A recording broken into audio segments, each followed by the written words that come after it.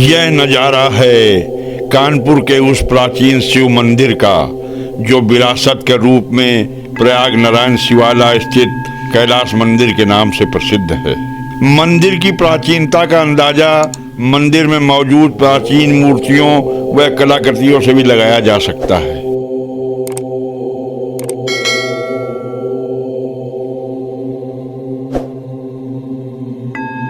जो धरोहर के रूप में आज भी मौजूद हैं। आइए देखते हैं हमारे संवाददाता मानवेंद्र गुप्ता की ये रिपोर्ट। सावन के इस पवित्र माह में कैलाश मंदिर प्रांगण में शिव पुराण पर प्रवचन चल रहा है, वाचन चल रहा है। हरिद्वार से पधारे पंडित श्री राम जी के द्वारा यहाँ पर ये वाचन चल रहा है। बहुत दूर दूर से भक्त यहाँ पर इस कार्यक्रम में अपनी सहभागिता कर रहे हैं और इस कार्यक्रम में भक्तों का जो उत्साह है वो देखते ही बनता है। इस सावन का जो पवित्र माह, इसके साथ साथ पुरुषोत्तम माह भी चल रहा है। तो सावन के इस माह में और पुरुषोत्तम माह के इस पवित्र माह में जो शिव पुराण का जो वाचन किया जा रहा है, इसके महत्व के बारे में और इसकी प्रासंगिकता के बारे में आइए बात करते हैं महाराज जी से। पंडित जी ये बताइए, सावन का पवित्र माह चल रहा है, साथ में पुरुषोत्तम माह चल रहा है, तो शिव पुराण जो चौथा पुराणों में इसकी गिनती चौथे के पुराण के रूप में होती है और व्यास जी ने इसको 7 संहिताओं में और 24,000 श्लोकों में संकलित किया है। तो आम जनमानस आध्यात्मिक और भौतिक लाभ कैसे प्राप्त कर सकता है शिव पुराण की कथा के द्वारा? शिव माने होता है कल्याणकारी, जो समस्त संसार का कल्याण करने वाले हैं। तो शिव महापुराण की हमारे जीवन में, सामाजिक जीवन में से पारिवारिक ग्रंथ कहा गया है शिव पुराण को। तो ये हमारे जीवन को सुंदर बनाने वाला है। जैसा कि कलयुग में अज्ञान रूपी अंधकार चारों तरफ व्याप्त है, सभी मनुष्यों का जीवन मलिन है, तो इस पुराण का श्रवण करने से, भगवान शिव की भक्ति को करने से हमारा जीवन सुंदर बनता है और मानव इस अज्ञान रूपी अंधकार से बाहर निकलकर प्रकाश में यात्रा करता है। और इस श्रावण मास के पावन महीने में यदि शिव पुराण पूर्ण मनोयोग से दत्त चित्त होकर श्रवण किया जाए तो निश्चय ही मानव का कल्याण होगा। इसमें कोई अतिशयोक्ति नहीं है। शिव का अर्थ कल्याण होता है, जैसा कि महाराज जी ने बताया। शिव पुराण में इस बात का वर्णन है कि जो ब्रह्म रूप है वो निष्कल है और जो महेश्वर रूप है वो सकल रूप है। तो निराकार रूप में और साकार रूप में हम किस तरह से इनकी पूजा करके और लाभ अर्जित कर सकते हैं? देखिए, जो लिंग है ये निराकार, इसमें कोई प्रभु का एक लिंग है, और जो मूर्ति बनाई जाती है जिसमें प्रभु का सारा स्वरूप होता है वो साकार होता है। तो सगुणई अगुणई नहीं कछु भेदा, गोस्वामी तुलसीदास जी रामचरितमानस में कहते हैं।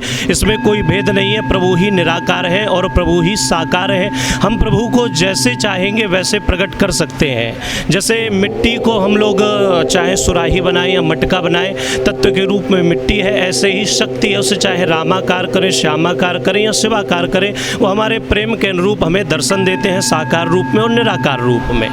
पंडित जी का कहना है साकार और निराकार रूप में हमें दर्शन देते हैं और शिव कल्याण में है और शिव सदा ही हमें लाभ प्रदान करते हैं। महाराज जी, एक चौपाई है, कहा जाता है कलिकल एक पुनीत प्रतापा, मानस से पुण्य पाप नहीं पापा। तो इस कलयुग में जो भक्तजन है, जो आम जनमानस है, वो किस तरह से साधना, पूजा करके, उपासना करके इस कलयुग का, इस कलिकाल का लाभ उठा सकता है? देखो, ये जो कलयुग है, कलयुग में आज मनुष्य के पास इतना समय नहीं है कि वो पूर्व की भांति जैसे प्राचीन भारत में हुआ करता था कि जब तब साधन कर सके। लेकिन कलयुग में सबसे अच्छा साधन प्रभु प्राप्ति का है, तो वो है श्रवण भक्ति। आप इस शिव महापुराण को श्रवण करें और अपने जीवन में चरितार्थ करें। और वास्तव में जिस राम राज्य की कल्पना हमारे प्राचीन ऋषियों ने की थी, आज वो कल्पना पूर्ण हो रही है। क्योंकि जब राम राज्य होगा तो जो भगवान राम के इष्ट हैं शिव, तब उनकी पूजा बढ़ेगी। और पुराणों में कहा भी गया है जब शिव पुराण का उदय होगा तब राम राज्य भी आएगा। तो आज जब हमारे देश में सत्ता परिवर्तन के बाद से हमारे जनमानस में भी जो विचार परिवर्तन हुआ और आज समस्त जनमानस राम राज्य की ओर बढ़ रहा है, हमारा देश पुनः उस प्राचीन भारत की ओर जा रहा है जिस भारत में ऋषि मुनियों ने जो एक संकल्प किया था कि हम भारत को विश्व गुरु बनाएंगे। तो आज हमारा देश उसी विश्व गुरु की ओर इस शिव पुराण के माध्यम से आगे बढ़ रहा है।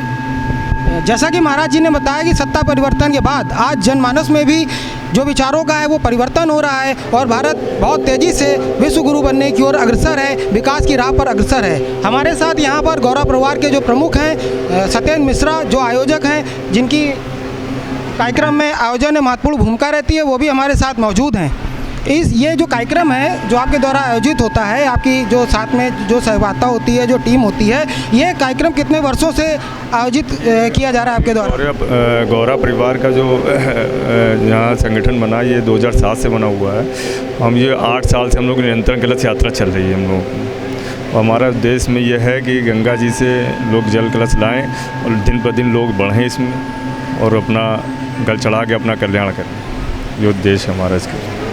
आपका ये उद्देश्य है कि आम जनमानस इससे जुड़े, भक्ति की भावना हो और भक्ति की भावना से ही हृदय निर्मल होता है और एक बहुत अच्छे समाज का एक जनमानस निर्माण करता है। और इस तरह और क्या आगे आपका उद्देश्य है बृहद रूप में इस श्रृंखला को आप कहाँ तक ले जाना चाहते हैं? मन में कोई विचार आकार है? यार ये है हमारा कि आज ये शिव पुराण महोत्सव जो चल रहा है ये 7 दिन का होता है, आगे चल के 1 महीने का हो और हज़ारों की संख्या में गंगा जी से गल जल ला के महिलाएँ, बच्चे, आदमी लाएँ और चढ़ाया के ये आगे का उद्देश्य है। साथ ही साथ सावन का माह चल रहा है, पवित्र माह चल रहा है, पुरुषोत्तम माह भी चल रहा है। तो आप ये जो कार्यक्रम आयोजित करते हैं तो इसके लिए आपके जो सहयोगियों के साथ है सहभागिता तो रहती है, साथ में इसके लिए आपको कहीं और से कोई मदद मिलती है आर्थिक रूप से, शारीरिक रूप से, या जो विचार होते हैं इसके प्रेरक कौन है? आपके मन में विचार कहाँ से आए? ये विचार एक अपने अंदर से अपनी आत्मा से निकल के आते हैं और सारे लोग हमसे दिन ब दिन जो सही भावना से आप आगे बढ़िए तो लोग जुड़ते जाते हैं।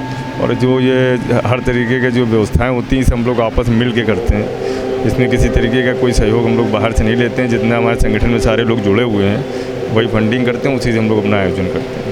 गौरव परिवार के जो प्रमुख आयोजक है सत्येंद्र मिश्रा का ये कहना है कि आत्मा की आवाज़ पर वो काम करते हैं और उन्होंने ये कार्यक्रम शुरू किया और लोग उनसे जुड़ते गए और आज आप अपार जनमानस को यहाँ पर देख सकते हैं जो इस कार्यक्रम में सहभागिता कर रहा है, अपनी भक्ति भावनाओं के साथ यहाँ पर जुड़ा हुआ है। और कहते हैं शिव का नाम ही कल्याणमय होता है और शिव सभी पर कल्याण करते हैं। और सावन के इस पवित्र माह में और पुरुषोत्तम माह में भक्तों की भीड़ यहाँ पर देखी जा सकती है।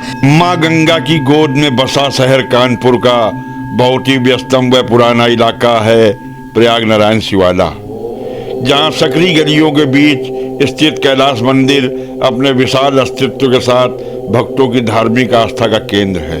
आज हम आपको उस विरासत के दर्शन कराने ले चलते हैं, जहाँ भक्ति की बहती रसधारा में डूबे श्रद्धालुओं की आस्था व श्रद्धा भक्ति की अनूठी मिसाल देखते ही बन रही है। जहाँ देवों के देव महादेव विराजमान हो भक्तों पर कृपा बरसाते हैं। दूर दूर से श्रद्धालु आते हैं और दर्शन कर अपनी जीवन रूपी काया को धन्य करते हैं। कमेटी द्वारा समय समय पर धार्मिक कार्यक्रम आयोजित किए जाते हैं।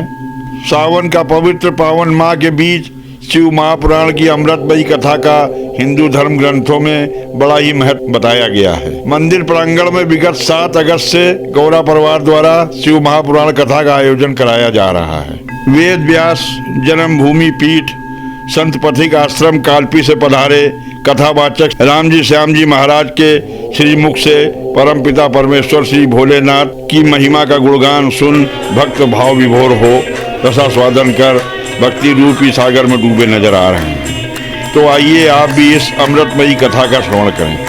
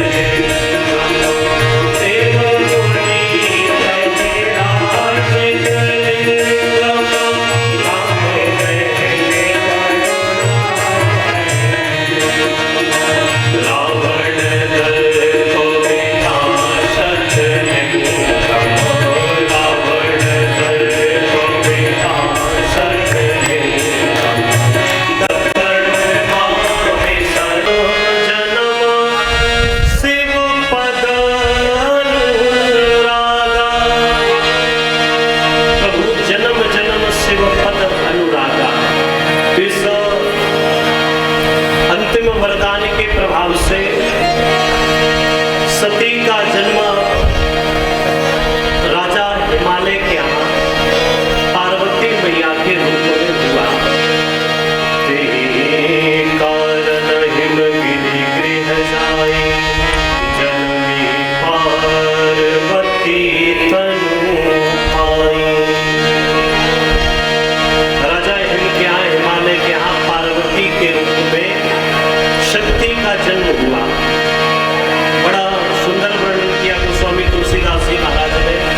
पुराण की आत्मा मानो गोस्वामी तुलसीदास जी महाराज की ये रामचरितमानस शिव पुराण का जो सारांश है चौपाई के रूप में लिख दिया।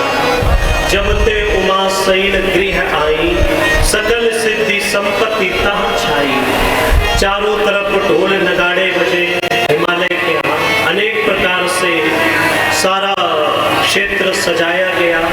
नित नूतन मंगल गृह तासु, ब्रह्मादिक गावहि जसु जासु। पार्वती मैया हिमालय के यहाँ धीरे धीरे बड़ी हुई। नारद जी महाराज ने विचार किया कि हमें हिमालय के यहाँ जाना चाहिए और भूमिका बनाकर वहां से फिर आना चाहिए। नारद जी का काम ये है यहाँ वहां घूमना और यहाँ वहां की खबर पहुंचाना। तो नारद जी महाराज ने कहा कि जो हमारा काम है तो हमें अपना काम करना चाहिए। नारद जी महाराज सीधे पहुंच गए हिमालय के यहाँ। जैसे ही हिमालय के यहाँ पहुंचे, नारद जी महाराज को प्रणाम किया। मैना जी ने, जो पार्वती मैया की माता जी है, मैना ने प्रणाम किया, हिमालय ने प्रणाम किया, शैलराज ने, और अपनी पुत्री पार्वती को बुलाया कि नारद जी आए हैं, कुछ मिष्ठान लेकर आओ, खाने पीने की चीज लेकर आओ। पार्वती मैया आई तो देखते ही नारद जी महाराज ने बातें बनाना प्रारंभ कर दिया। नारद जी कहने लगे, वाह महाराज, आपकी पुत्री तो साक्षात जगदम्बा स्वरूपा है। देखकर ऐसा लगता है कि साक्षात शक्ति का ही स्वरूप है। हिमालय कहने लगे, महाराज बेटी तो जगदम्बा स्वरूपा है, शक्ति स्वरूपा है, लेकिन वर भी तो इसके लिए कोई ऐसा ही होना चाहिए। नारद जी महाराज तो आए ही थे यही चर्चा चलाने को, और हिमालय ने भी यही चर्चा छेड़ दी कि महाराज त्रिकालज्ञ सर्वज्ञ तुम, गति सर्वत्र तुम्हारी, कहु सुता के दोष गुण, मुनिवर हृदय विचारे। महाराज, इनके मेरी पुत्री के अंदर जो दोष है, गुण है, वो भी आप बताइए। कैसा वर मिलेगा, इनमें कौन से दोष है, इनमें कौन से गुण है? नारद जी कहने लगे, देखिए शैलराज, पर्वतराज, आपने जो बात कही कि कौन से दोष है, तो दोष तो हमें कोई दिख नहीं रहे, साक्षात शक्ति स्वरूपा है, इनमें कोई भी दोष नहीं है। ये तो गुण की खान है। सुता तुम्हारी सकल गुण खानी, गुण ही गुण है। लेकिन आज अब आपने पूछा ही है कि इनका आगे क्या रहेगा, तो गुण और दोष क्या होंगे, तो इनमें तो हमें कोई ऐसे दोष नहीं दिख रहे, इनमें गुण ही गुण है। और इतने गुण है, सब लक्षण संपन्न कुमारी हुई है संतत प्रिय ही प्यारी, संतों की प्रिय होगी, अपने पति की प्रिय होगी। सदा अचल यही कर अहि वाता, यही तेजस्व यही पितु माता। आपका भी इनके द्वारा नाम होगा, तीनों लोकों में आपका जस फैलेगा इनके ही प्रभाव से, इनके गुणों से। पतिव्रता स्त्री इनका नाम लेकर पातिव्रत धर्म को धारण करेंगी, ये इतनी शक्तिशाली होगी। हिमालय कहने लगे, महाराज गुण ही गुण है, कोई दोष नहीं। बोले बिल्कुल कोई दोष नहीं, हाँ इनमें दोष नहीं है, लेकिन इनके जो पति होंगे, जो इनका वर होगा, उनमें कुछ दोष है। ये सुनकर मैना जी दुखी हो गई, जो माता जी थी। पूछा कि कौन से दोष होंगे इनके पति में, तो नारद जी कहते हैं, अगुण अमान मातु पितु हीना। नारद जी ने जैसे ही कहा अगुण अमान मातु पिता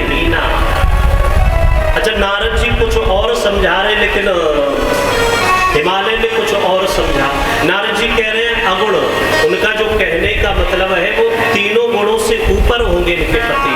जो 3 गुण होते हैं, सतगुण, रजगुण और तमगुण, इन तीनों से ऊपर होंगे, गुणातीत होंगे। लेकिन यहाँ हिमालय ने सोच लिया कि ऐसा वर होगा जिसमें कोई गुण ही नहीं होंगे, दोष ही दोष होंगे। दूसरा शब्द कहा अमान, जिसका कोई सम्मान ही नहीं होगा। लेकिन नारद जी कहना चाहते हैं अमान का मतलब है यहाँ जो समता में रहता होगा उसके लिए न सम्मान न अपमान, सब में बराबर रहते हैं। जैसे दक्ष के यहाँ भगवान शिव का कितना अपमान किया था दक्ष ने, लेकिन भगवान शिव को क्रोध नहीं आया क्योंकि वो समता में रहते हैं। अमान, मान और सम्मान उनके लिए कुछ है ही नहीं, सब बराबर है। अगुण अमान, माँ तो पितु ही ना। जब ये कहा तो हिमालय ने सोचा कि उनके कुल परिवार का कुछ पता ही नहीं होगा, कोई ऐसे ही होगा। अच्छा, कभी कभी जो हमें कोई समझाता है हम लोग उसका उल्टा अर्थ निकाल लेते ना, ऐसे ही नारद जी समझा कुछ और रहे हैं पर यहाँ पर हिमालय ने अर्थ कुछ और निकाल लिया। हिमालय बड़े दुखी हुए, कहा महाराज और क्या क्या अवगुण होंगे, और अवगुण बताए नारद जी ने। जोगी जटिल अकाम मन नगन मंगल वेश, अस स्वामी यही कर मिलही परिहस्त असीरे। कहते हैं जोगी जटिल अकाम मन नगन मंगल वेश, शरीर पर कोई वस्त्र भी धारण नहीं करेंगे, ऐसे ही ऊपर से नीचे तक सब सीताराम। अस स्वामी यही कर मिलही, ऐसे स्वामी ने प्राप्त होंगे। परिहस्त असी रेख, ब्रह्मा जी ने इनके हाथ में ऐसी ही रेखा बनाई। मैना जी बहुत दुखी हो गई। मैना जी की नेत्रों में अश्रु भराए कि अब क्या किया जाना चाहिए, कोई उपाय नहीं है क्या? मैना जी ने प्रश्न किया, नारद जी कोई उपाय नहीं है इस वर से बचने के लिए? तो नारद जी कहने लगे नहीं, ऐसा कोई उपाय नहीं है, जो मेरे पिताजी ब्रह्मा ने लिख दिया है इनके भाग्य में वही होगा। और नारद जी महाराज ने तब यहाँ पर अनेक प्रकार से समझाया, जे जे वर के दोष बखाने ते सब शिव पई मैं अनुमाने। नारद जी कहते हैं कि हिमालय आप ये मत सोचना, देखो गुण और अवगुण ये यदि किसी समर्थवान व्यक्ति के अंदर है, कहते हैं समर्थ को नहीं दोष गुसाई। नारद जी ने बहुत अच्छे से ये प्रसंग समझाया हिमालय को, तो हिमालय की थोड़ी समझ में आई बात। नारद जी ने कहा कि यदि ये अवगुण किसी साधारण व्यक्ति में होते तब तो ये अवगुण होते, लेकिन ये अवगुण मुझे एक ऐसे महान पुरुष में दिख रहे हैं जो महान पुरुष इन अवगुणों को धारण करने के बाद भी बहुत सबसे बड़ा महादेव है। कौन? बोले शिव। शिव में ये अवगुण भी अच्छे लगते हैं। जब ये बात सुनी कि चलो शिव जी से विवाह होगा तो प्रसन्न हो गए कि चलो ये बात तो सही है, शिव जी से विवाह होगा जो देवों के देव महादेव है। ये सुनकर हिमालय भी प्रसन्न हुए और मैना भी प्रसन्न हुई। प्रश्न किया कि विवाह होगा कैसे? तो नारद जी महाराज ने कहा, जो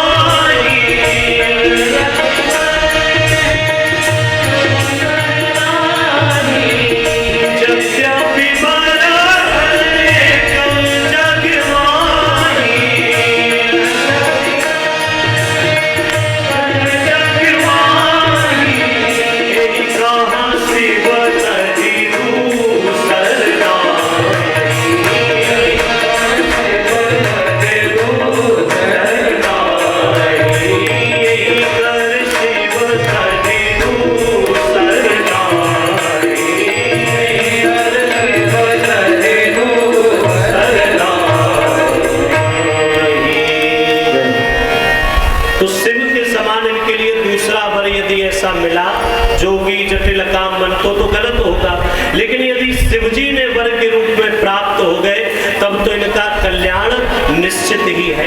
और इस त्रिभुवन कमनीय जोड़ी का दर्शन करने को तीनों लोकों के लोग तरसेंगे।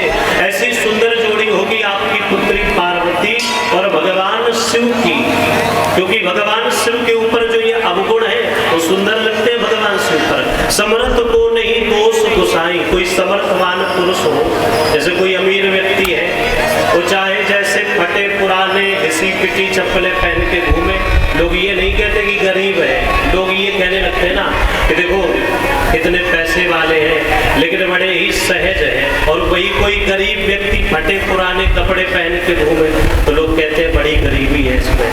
लेकिन अमीर के लिए, धनवान के लिए ये सूत्र नहीं लगता। ऐसे ही भगवान से समर्थ को नहीं दोष गुसाई, सामर्थवान के दोष नहीं लगता। और भगवान शिव तो समर्थवानों के समर्थवान है। यहाँ पर उदाहरण दिया, जैसे सर्प का यदि कोई साधारण पुरुष स्पर्श कर ले तो छूत का हो जाता है, स्नान करना पड़ता है। लेकिन भगवान नारायण समर्थवान है तो शेष नाग की सैया पर ही सोते हैं। ऐसे ही गंगा जी में चाहे पापी स्नान करे चाहे पुण्यवान स्नान करे, गंगा मैली नहीं होती, वो निर्मल ही रहती है। ऐसे ही सूर्य का उदाहरण दिया, सूर्य की किरणें चाहे पापी पर पड़े और चाहे पुण्यवान पर पड़े, सूर्य दूषित नहीं होता। ऐसे ही भगवान शिव ये तो सबको अपने में धारण किए, गंगा भी इनकी जटाओं में है, भुजंग भी धारण किए, सूर्य चंद्र सब इनसे ही निकले हैं। ये तो समर्थों के समर्थवान भगवान महादेव है।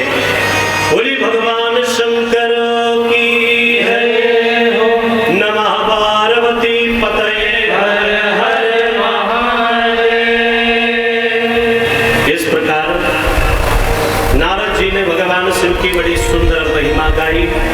महिमा का गान सुनकर पार्वती मैया ने ये हृदय में बात बसा ली कि हम तप करेंगे जो बात नारद जी कह गए, और नारद जी को अपना गुरु स्वीकार कर लिया। यहीं पर पार्वती मैया ने घर परिवार का त्याग किया और तप करने के लिए निकल पड़ी। करही जाई तपस्या सुमारी, करही जाई तपस्या। नारद कहा सो सत्य विचारी, नारद कहे सो सत्य विचारी, नारद कहे सो सत्य विचारी।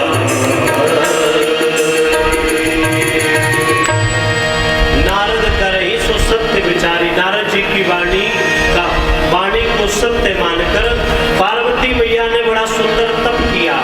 तप बल रचई प्रपंच विधाता, तप बल विष्णु जगत सकल जग प्राता। और ऐसा सुंदर तप किया, कछु दिन भोजन बारी बतासा, किए कठिन कछु दिन उपवासा।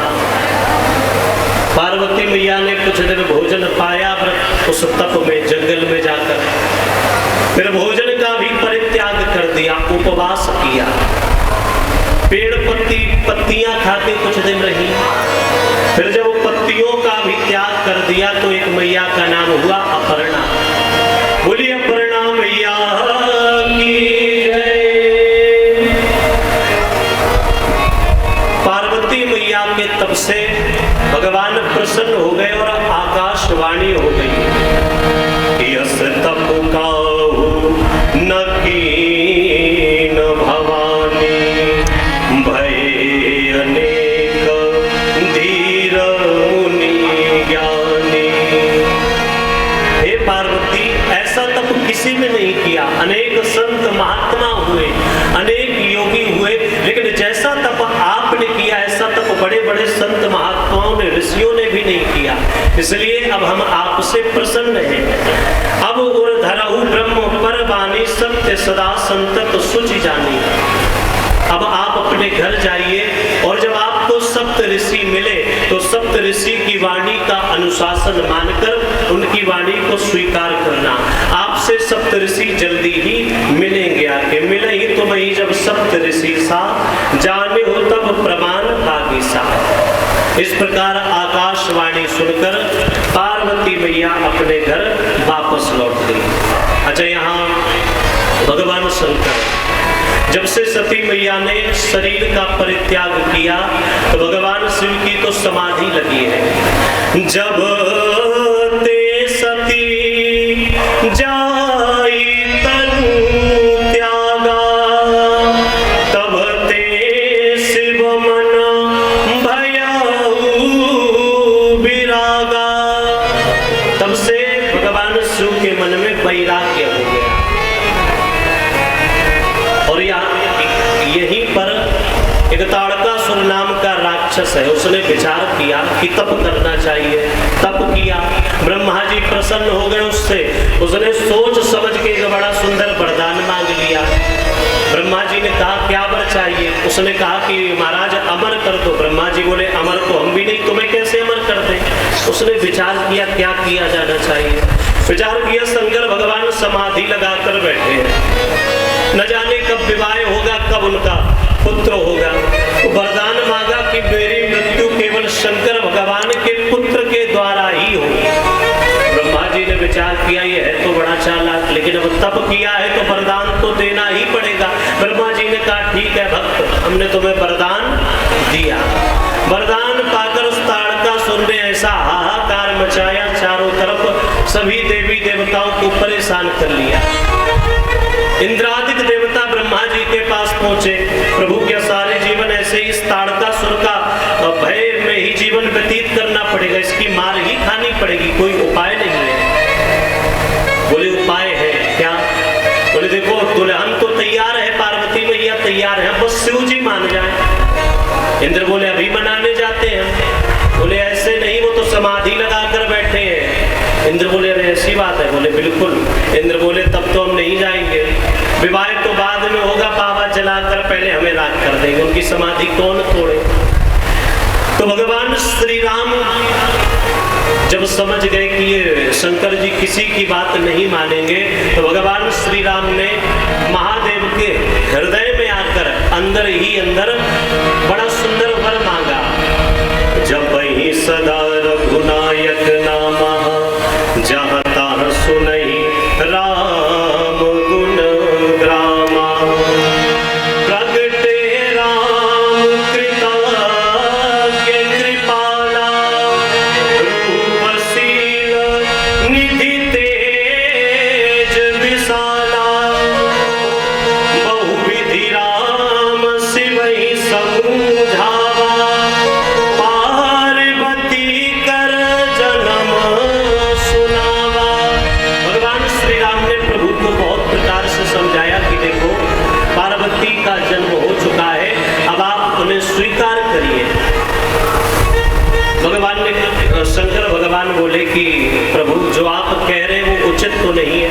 ये वही सती जी हैं जिन्होंने आप पर संशय किया था, लेकिन जब आप कह रहे हैं तो भले ही अनुचित हो, यद्यपि अनुचित वाणी हो, लेकिन यदि माता पिता और गुरु कह रहे हैं तो उनकी वाणी हमें बिना सोचे समझे माननी चाहिए।